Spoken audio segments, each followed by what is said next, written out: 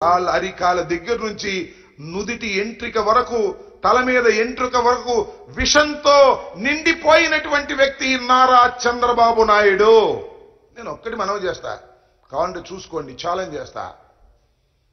అత్యంత విషపూరితమైనటువంటి నల్ల త్రాసుని తీసుకొచ్చి చంద్రబాబు నాయుడు గారిని ముందు పెట్టండి. ఆయన అటు చూస్తే చాలు, అది విషం కక్కు చావపోతే నన్ను అడగండి. అంత విషపూరితమైన మనిషి నారా చంద్రబాబు నాయుడు గారు ఇవాళ జగన్మోహన్ రెడ్డి గారిని పాయిజన్ అనేటువంటి పరిస్థితికి వచ్చి ఏదో ఒక విధంగా బురద జల్లాలనేటువంటి ప్రయత్నం చేస్తున్నటువంటి పరిస్థితులు. ఎందుకంటే ఇదే చివరి ఎన్నిక పాపం ఆయనే చెప్పుకున్నాడు, విన్నారుగా, ఈసారి నేను ముఖ్యమంత్రి కాకపోతే ఇక నాకు ఎలక్షన్ లేవన్నాడు.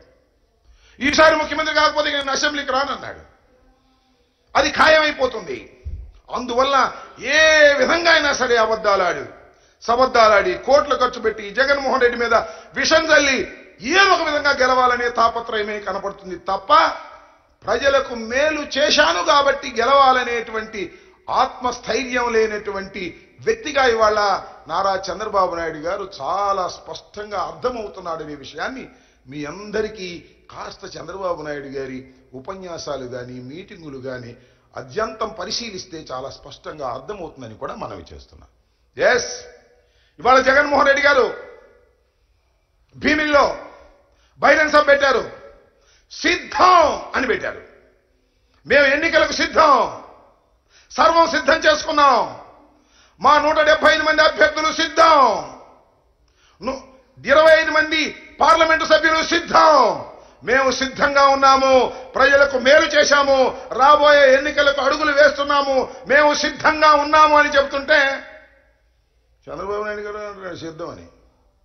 చంద్రబాబు నాయుడు గారే కాదు, ఆయన ఎవరు, పవన్ కళ్యాణ్ గారు, ఆయన కూడా సిద్ధం అంటున్నాడు. దేనికయ్యా సిద్ధం? మీరు నాకు అర్థం కాలేదు. మీ ఇద్దరు కలిసి కూర్చుని మాట్లాడుకుని సీట్లే అనౌన్స్ చేయలేనటువంటి దౌర్భాగ్యమైన పరిస్థితిలో ఉన్నారో, డ్రామా ఆడుతున్నారో తెలియదు నీకు. పవన్ కళ్యాణ్ గారు ఎక్కడ నిలబడతాడో తెలియదు, అనౌన్స్ చేయరు. చంద్రబాబు నాయుడు గారు 1 నిలబడతాడో 2 నిలబడతాడో తెలియదు. వీళ్ళు సిద్ధం అంట. దేనికయ్యా మీకు సిద్ధం? ఒకదానికి మాత్రం మీరందరూ సిద్ధం.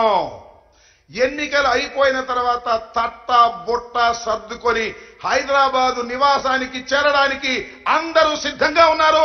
చంద్రబాబు నాయుడు గారు, పవన్ కళ్యాణ్ గారు, లోకేష్ గారు సిద్ధంగా ఉన్నారు. మూటా ముళ్ళ సర్దుకొని, ఎందుకంటే ఇల్లు కూడా లేనటువంటి రాజకీయవేత్తలు మీరు ఆంధ్రప్రదేశ్లో కాబట్టి లారీకి సరుకెత్తుకుని సర్దుకోవడానికి సిద్ధంగా ఉన్నటువంటి ముఖాలు మీవి అని ఈ సందర్భంగా నేను స్పష్టంగా చెప్పదలుచుకున్నా.